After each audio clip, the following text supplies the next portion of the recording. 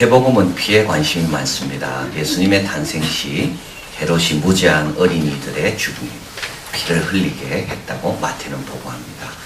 종교 지도자들은 선지자들의 피를 흘리게 한 것에 대해서 우리 예수님이 하신 말씀을 소개하고요. 최후의 만찬에서도 이 잔을 마시라. 이는 내 피로 세우는 새 언약이다. 이렇게 말씀한 것을 기록하고 있습니다. 특별히 오늘 본문은 가룟 유다의 최후를 소개합니다. 여기서 피가 강조되어 있습니다. 4절 내가 무지한 피를 팔고 6절 대제사장들이 그 은을 거두며 가로되 이것은 피값이라. 8절 그러면 오늘날까지 그 밭을 피밭이라 일컫느니라. 왜 이렇게 피를 강조할까요? 예수님의 피를 흘리게 한 자에 대한 책임을 추궁하기 위해서입니까? 아닙니다. 예수님이 흘리신 보혈의 중요성을 강조하기 위해서입니다.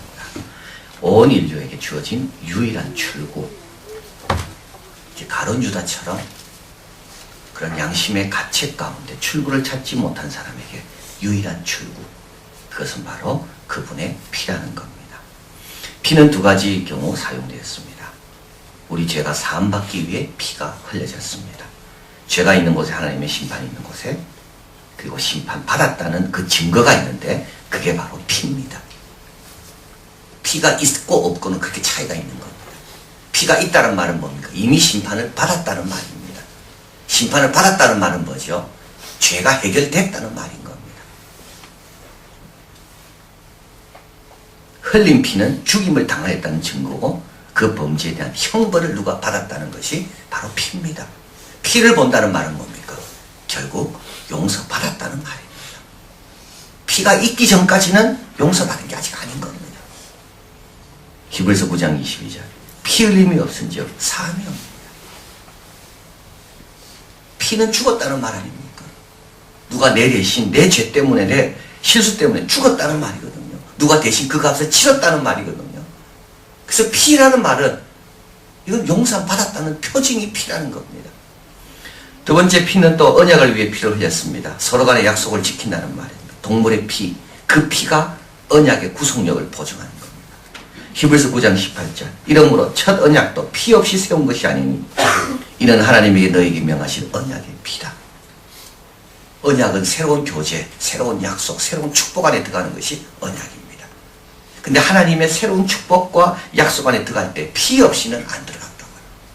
그 말은 뭡니까? 하나님께서 내가 목숨을 거는 것만큼 이걸 지킬 거라는 그런 하나님의 의지를 피를 통해 보여주는 겁니다. 피가 흘려졌다고 하면 두 가지 일이 일어난 겁니다. 하나는 용서함이 일어났고요. 하나는 새로운 관계가 시작됐다. 죄는 해결됐다. 관계는 이미 시작되었다. 뭘 보면 알 수 있습니까? 피를 보면 알 수 있는 겁니다. 그래서 왜 창세기부터 요한계시록까지 피가 많이 나오는가? 타락한 인간, 그를 용서하신 하나님, 그리고 용서할 뿐만 아니라 그와 관계를 맺으신 하나님, 죄사함과 언약, 거기는 반드시 뭐가 개입되는가 하면 피가 개입된다는 겁니다. 따라서 여기 적어드렸죠? 같이 읽어볼까요? 피는 보증이며 증거이고 증거이다.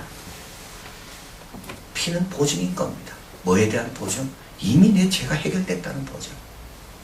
피는 증거입니다. 피를 보면 내 죄가 해결됐다는 걸 알게 하는 증거. 증표. 내가 갖고 주장할 수 있는 것. 그런데 피의 가치는 누구의 피냐에 따라 정해지는 거죠. 누구의 피냐에 따라서. 사람의 피는 양의 피보다 훨씬 가치 있습니다. 또 그의 피의 가치는 그가 어떤 자였는가? 흠없는 자인가? 아무렇게나 산 자인가? 피의 가치는 이렇게 달라지는 겁니다. 독생자의 피, 성육신하시면서부터 죽기까지 순종하시는 흠없는 자의 피. 그 피는 하늘을 열고 그 피는 무덤을 엽니다.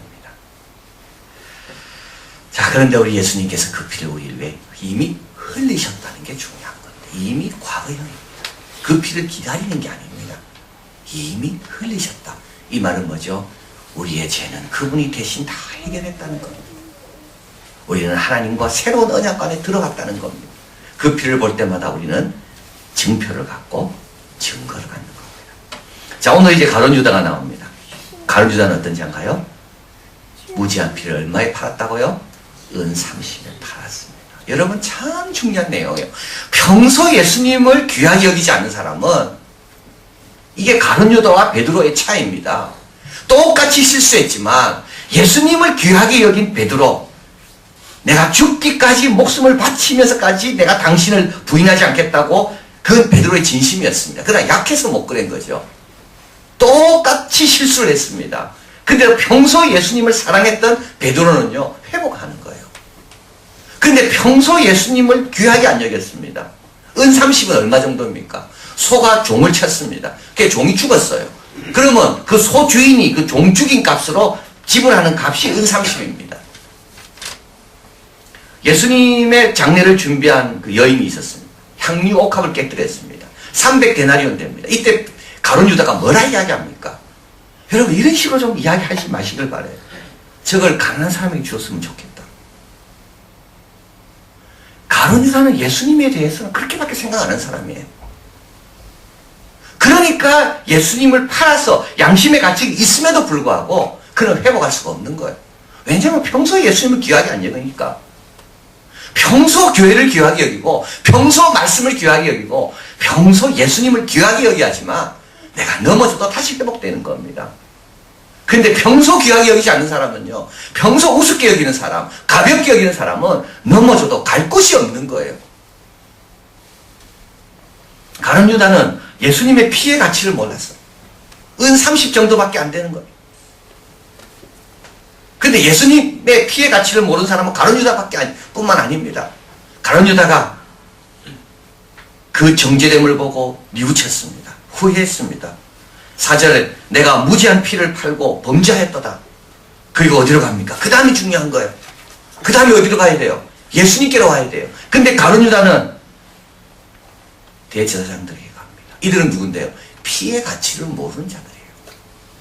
피의 가치를 모르는 자들에게 가가지고는 내 문제 해결이 안 되는 겁니다. 그가 뭐라 이야기합니까? 저희가 가로되, 같이 읽어볼까요? 그것이 우리에게 무슨 상관이 있느냐? 내가 당하나 하거늘. 예수님의 피와 아무 상관없는 사람들.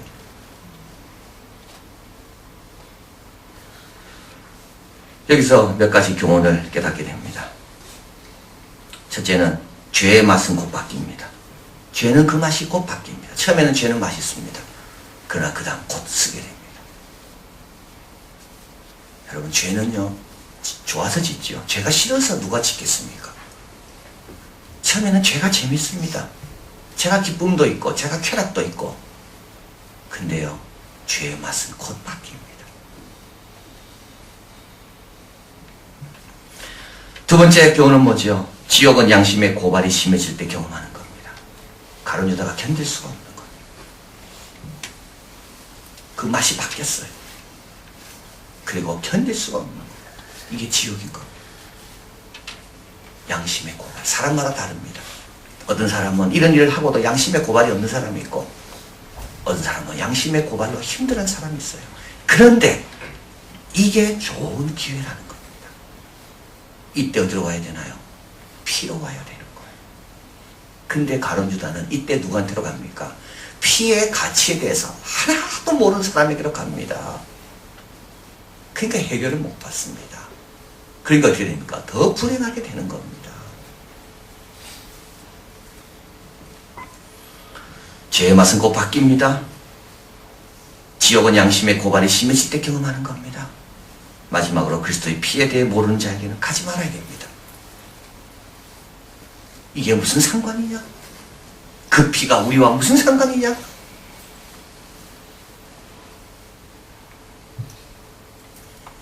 가룟 유다는 분명히 말씀을 들었습니다. 분명히 들었습니다.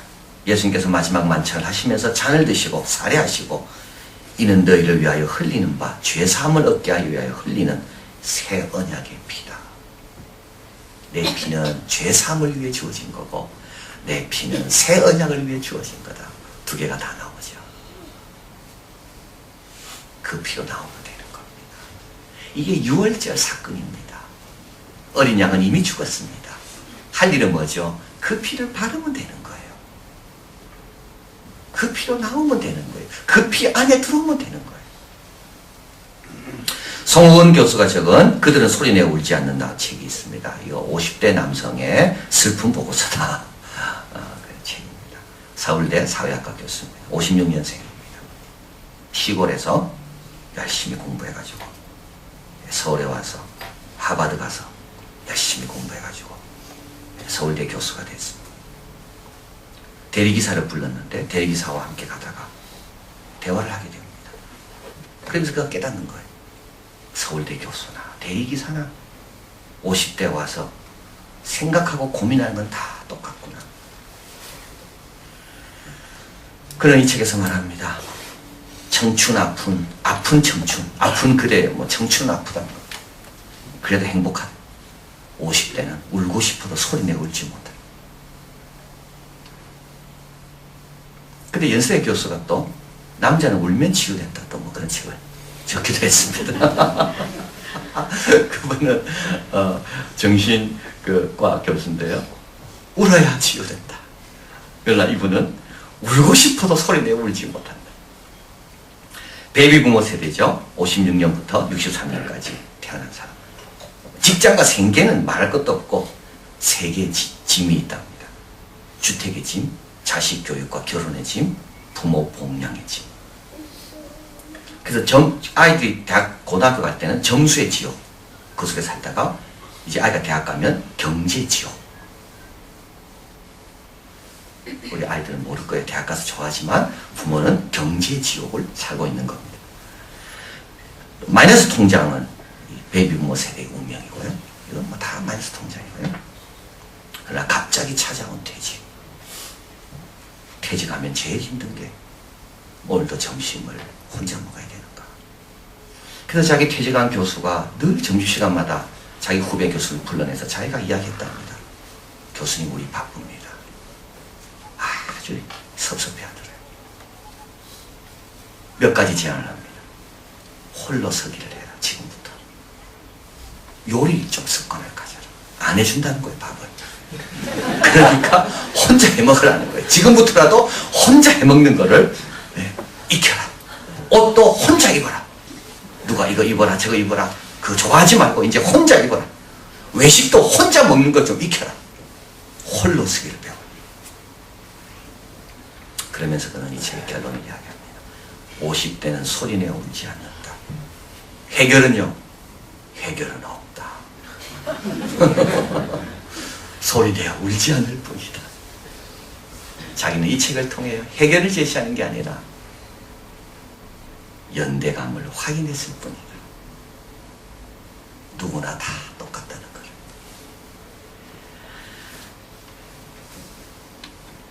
해결이 있습니까? 없습니까? 히브리서 9장 14절. 염소와 황소의 피와 암송아지의 죄로 부정한 자에게 뿌려 그 육체를 정결케 하여 거룩케 하거든 하물며 영원하신 성령으로 말미암아 흠없는 자를 자기 하나님께 드린 그리스도의 피가 어찌 너의 양심으로 죽은 이게 누구죠? 이게 가룟유다입니다. 양심으로 죽은 행실에서 깨끗하게 하고 살아계신 하나님을 섬기지 못하게 하겠느냐. 이 베드로와 야고보입니다. 베드로와 가룟유다입니다. 어찌 깨끗하게 못하겠는가.